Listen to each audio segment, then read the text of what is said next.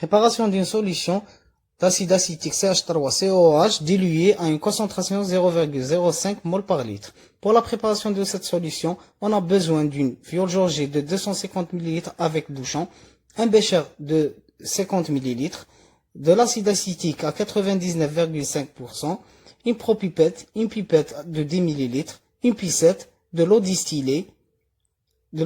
On doit rincer toute la virée avec de l'eau distillée afin d'éviter toute interférence. On verse un volume de la solution mère acide acétique dans un bécher de 50 ml. Afin de faciliter le prélèvement et d'éviter toute contamination de la solution mère qui se trouve dans la bouteille. Après avoir fait les calculs nécessaires, le volume qu'on doit prélever de la solution mère est de 7,18 ml.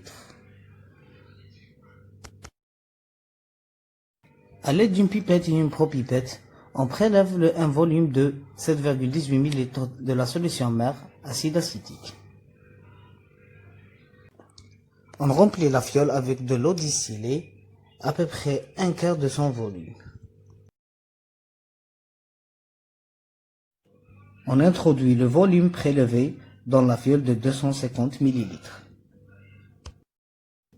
Puis on agite soigneusement pour favoriser la dilution.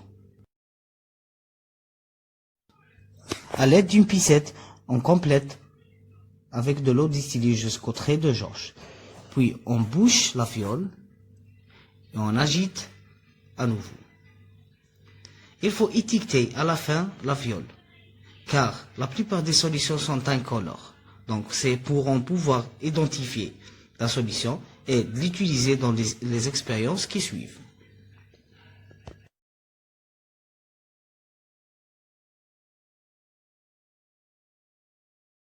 Préparation d'une solution d'hydroxyde de sodium NaOH à une molarité.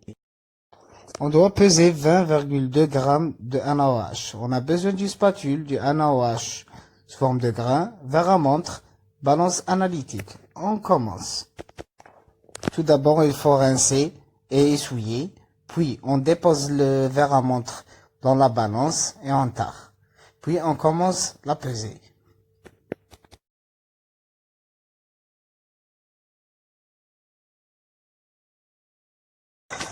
À l'aide d'une piscette, on remplit un quart du volume de la fiole avec de l'eau distillée.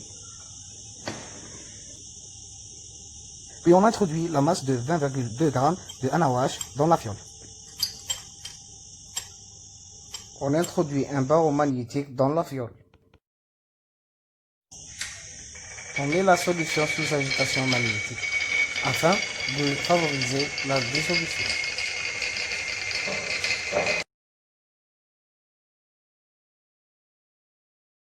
Après avoir terminé, il faut étiqueter la fiole afin d'en pouvoir identifier la solution et de l'utiliser aux expériences qui suivent.